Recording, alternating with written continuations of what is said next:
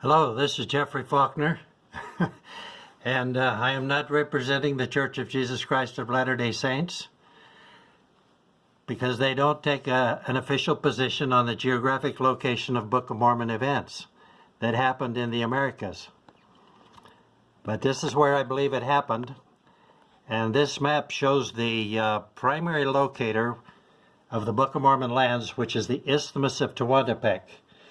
It's divided into the land of desolation to the west and the land of bountiful to the east, or northward and southward. This is North America, or the land northward. This is Central America, or the land southward. This narrow neck of land, or Isthmus of Tehuantepec, is a composite landform. It has several features in it, starting from the south, or from the west sea side.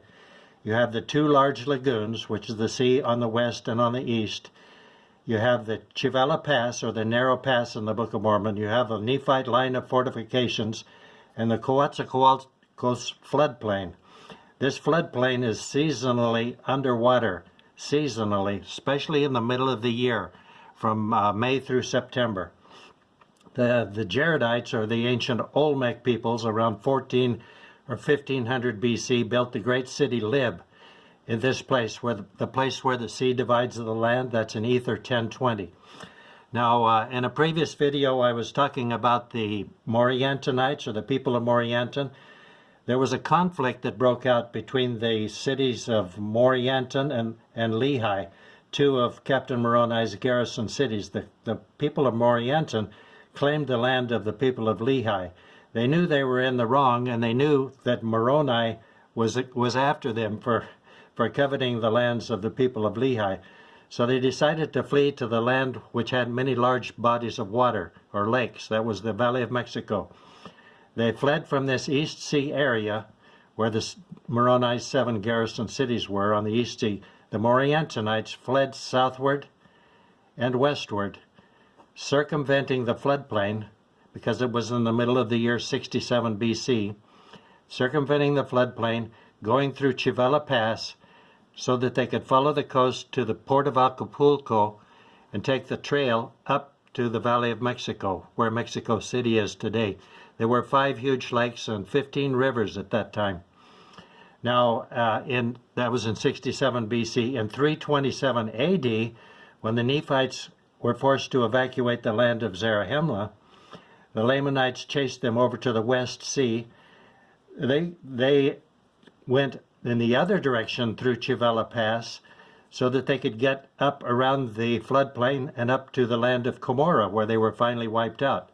So the doomed Nephites in the 4th century AD, they went to the West Sea, up through Chivela Pass, around the floodplain to Cumorah. Earlier in 67 BC, the Moriantonites had gone down around the floodplain through the narrow pass, hoping to go up here, but if you remember, I should mention that Teancum was sent by Captain Moroni with an army and with their camp. In other words, they had a lot of supplies, because they were expecting possibly a very long march.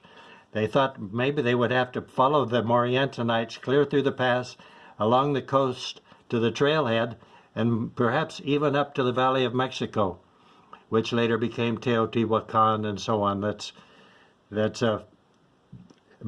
getting back to the Isthmus of Tehuantepec. Remember, this is the primary locator of the Book of Mormon lands, and these are the Book of Mormon lands.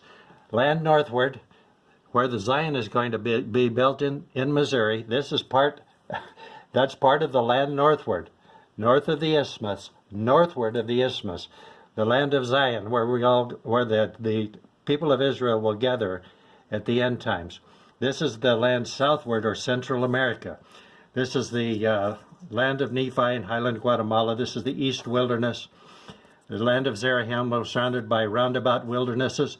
This is the narrow strip of wilderness that divided the land of Nephi from the land of Zarahemla. This is the Motagua Fault Zone. And this all-important critical isthmus, the primary locator. I hope that makes it clearer. This map is better than the one I drew in the previous video. Thank you.